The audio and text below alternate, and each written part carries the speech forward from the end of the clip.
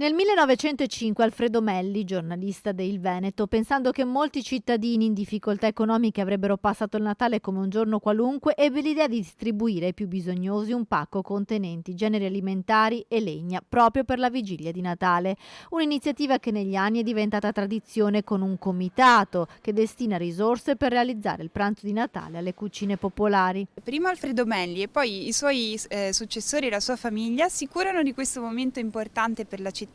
raccogliendo ogni anno fino a 15.000 euro che vengono devoluti alle cucine popolari e alla San Pio Pescarotto, la Stanga, per fare il pranzo di Natale e il pranzo di Santo Stefano, aperto a tutte e tutti, anche coloro che non possono permettersi un pandoro o un panettone. Sono 14.000 gli euro già raccolti fino ad oggi che saranno devoluti in parte alle cucine economiche popolari e in parte in buoni spesa che invece saranno distribuiti alle famiglie bisognose dai servizi sociali del comune di Padova.